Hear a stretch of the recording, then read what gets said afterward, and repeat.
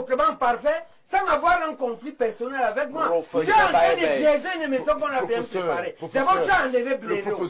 Pourquoi tu as enlevé Bléro Niamey?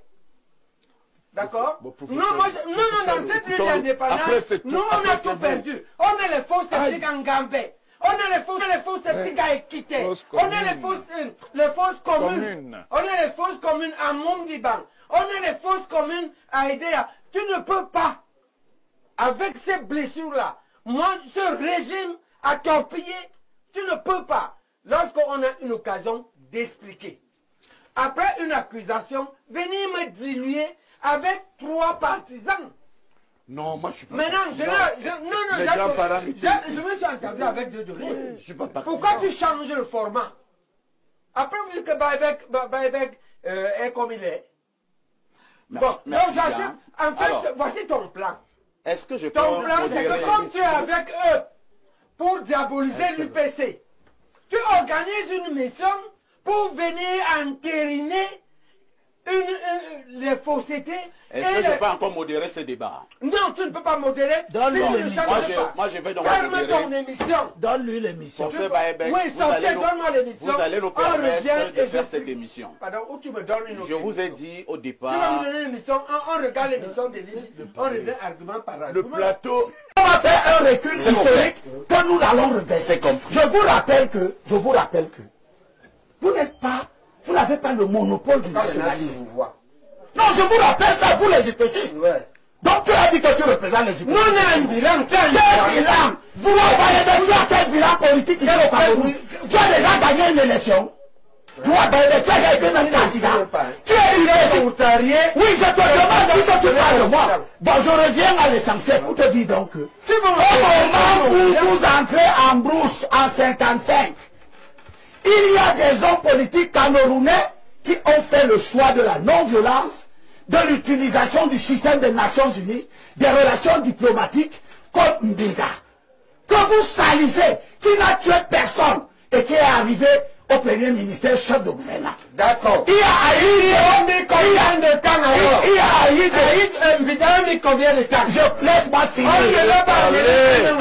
Laisse-moi finir. Pourquoi tu dis clair? Quand Mbida arrive au pouvoir, il arrive au pouvoir dans le cadre d'une élection qu'il a gagnée, à laquelle l'UPC a refusé de participer, alors que le principe c'était que les gens pouvaient se présenter individuellement en dehors des organisations politiques.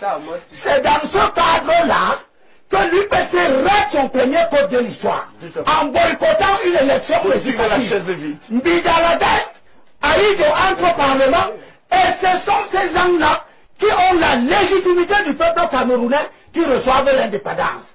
Et quand ils reçoivent l'indépendance, lorsque Monseigneur Mbongo, lorsque l'abbé Mbongo va en négociation, après que ce peuple prison ait créé le mouvement Monseigneur Mongo. Mongo, autant pour moi, va en négociation. Qu'est-ce qu'on lui dit? Mongo.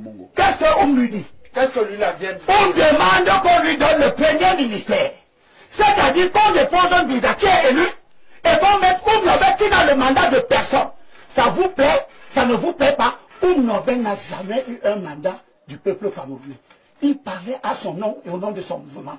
Et c'est ça qu'on appelle le totalitarisme, qui présume que si des gens comme ça, à l'esprit obtus, comme ceci, arrivent au pouvoir, nous sommes finis, et Dieu merci, ils ne sont jamais arrivés au pouvoir. Parce que depuis que le multipartisme est revenu, je note, depuis 98, 92, 90, que l'UPC n'a gagné aucune élection. Parce que dans... Oui, écoutez, professeur Bokani, il y aura toujours une bonne raison pour contester ce qui se passe. C'est compris. Il y aura toujours une raison pour dire que j'ai perdu l'élection parce que c'est Baïbek peut être candidat d'un parti que eux-mêmes, les UPCistes, ont déchiré en plusieurs morceaux. Le morceau auquel il appartient ne peut même pas avoir ne peut même pas donner une investiture parce qu'il n'y a aucun candidat élu au nom de ce morceau. Et je termine. Non, le seul sénateur que l'UPC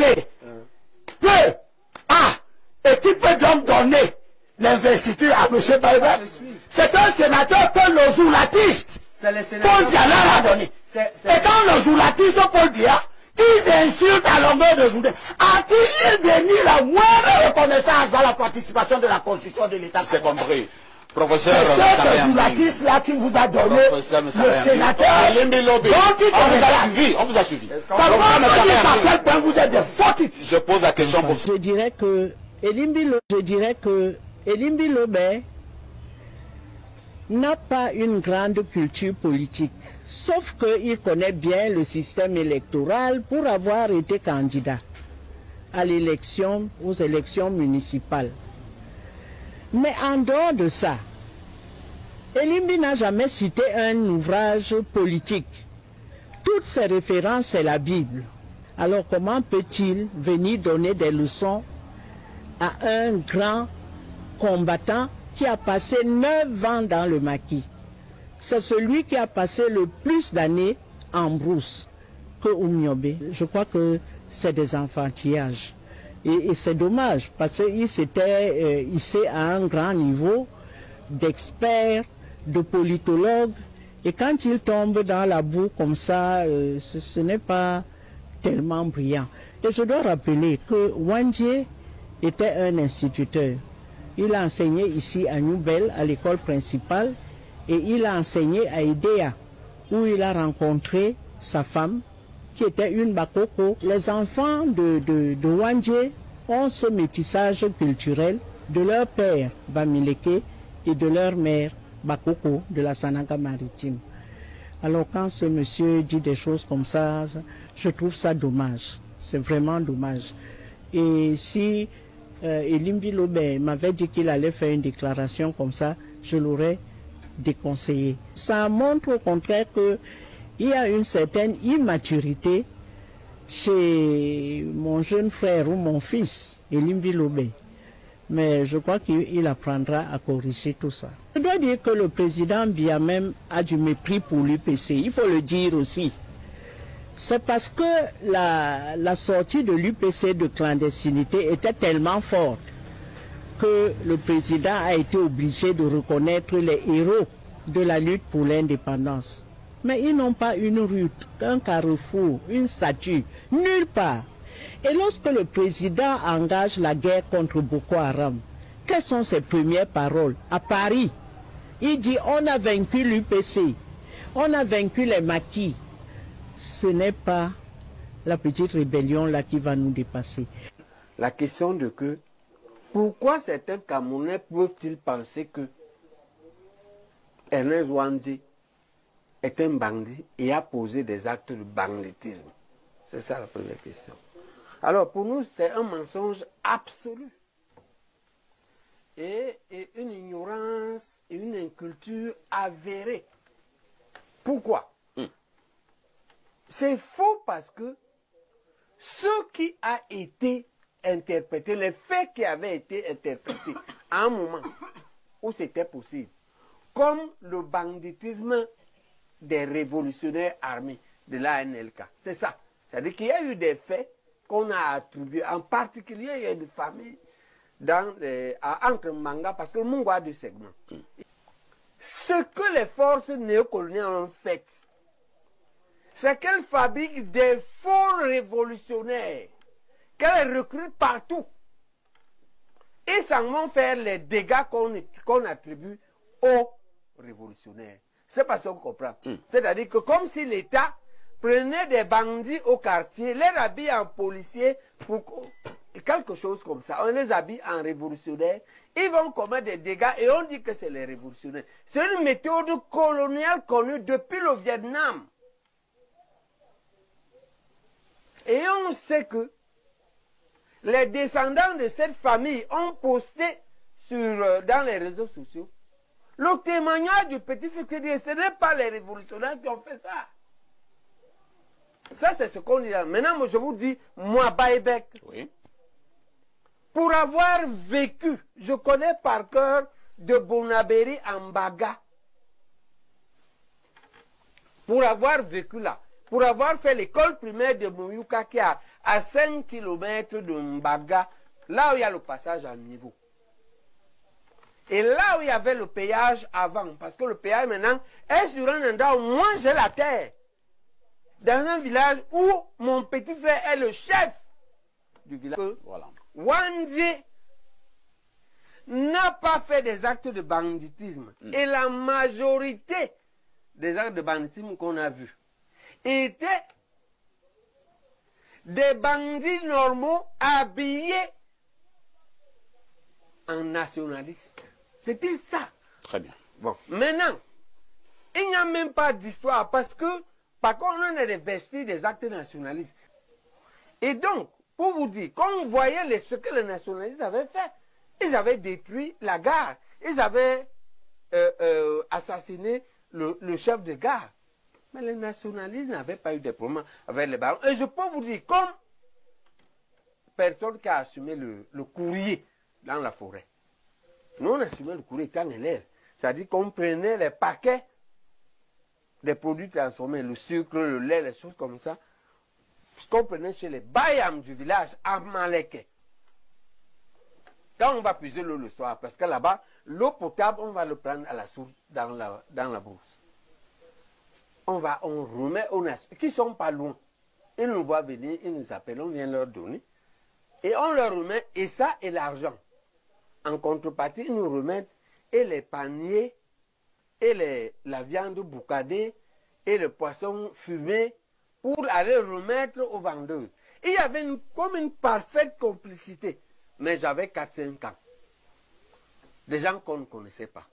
Donc il y avait plutôt une belle complicité entre les gens du village et les révolutionnaires en forêt. Il n'y avait pas les affaires, c'était pas un conflit. C'est pourquoi ça a duré 10 ans. Ok? Très bien. Et donc, maintenant, ces gens-là, et s'ils entendaient avec les villageois, et puis ils avaient le temps d'arracher les terres que les dignitaires locaux ont achetées aux colons qui partaient. Tantôt eux, tantôt l'immigration bamileke. Donc il n'y a pas une affaire. L'affaire de banditisme des nationalistes et donc des Nzouandji est un fantasme inventé. C'est une manipulation de certains, pas tout le système, de certains carriéristes du système néocolonial. C'est eux qui inventent tout ce faux problème. Mais ce problème n'a pas existé. C'est compris. Okay? Maintenant, entré en brousse en 55, il y a des hommes politiques camerounais qui ont fait le choix de la non-violence, de l'utilisation du système des Nations Unies, des relations diplomatiques comme Mbida, que vous salissez, qui n'a tué personne et qui est arrivé au premier ministère chef de gouvernement. d'accord. Il y a Aïd, combien de temps alors? il y a Aïd, Mbida, on dit combien de temps? Laisse-moi finir. On ne va pas dire après. Laisse-moi finir. Pourquoi tu dis clair? Quand Mbida arrive au pouvoir, il arrive au pouvoir dans le cadre d'une élection qu'il a gagnée, à laquelle l'UPC a refusé de participer, alors que le principe c'était que les gens pouvaient se présenter individuellement en dehors des organisations politiques. C'est dans ce cadre-là que l'UPC rate son premier code de l'histoire, en boycottant une élection législative. Mbidalade, Aïd entre au Parlement, et ce sont ces gens-là qui ont la légitimité du peuple camerounais qui reçoivent l'indépendance. Et quand ils reçoivent l'indépendance, lorsque Monseigneur Ngongo, lorsque l'abbé Ngongo va en négociation, après que ce peuple prison ait créé le mouvement Monseigneur Mongo. Mongo. Mongo. Oui, Mongo, autant pour moi. Va en négociation. Qu'est-ce qu'on lui dit? Mongo. Qu'est-ce qu'on lui dit? Qu'est-ce que lui la vient? On demande qu'on lui donne le premier ministère. C'est-à-dire qu'on dépose un Mbida qui est élu et qu'on mette Oumnobé qui a le mandat de personne. Ça vous plaît? Ça ne vous plaît pas? Oumnobé n'a jamais eu un mandat du peuple camerounais. Il parlait à son nom et au nom de son mouvement. Et c'est ça qu'on appelle le totalitarisme, qui présume que si des gens comme ça, à l'esprit obtus, comme ceci, arrivent au pouvoir, nous sommes finis, et Dieu merci, ils ne sont jamais arrivés au pouvoir. Parce que depuis que le multipartisme est revenu, je note, depuis 90, que l'UPC n'a gagné aucune élection. Parce que oui, écoutez, professeur Bokani, il y aura toujours une bonne raison pour contester ce qui se passe. C'est compris. Il y aura toujours une raison pour dire que j'ai perdu l'élection parce que Baïbek peut être candidat d'un parti que eux-mêmes, les UPCistes, ont déchiré en plusieurs morceaux. Le morceau auquel il appartient ne peut même pas ne peut même pas donner une investiture parce qu'il n'y a aucun candidat élu au nom de ce morceau. Et je termine.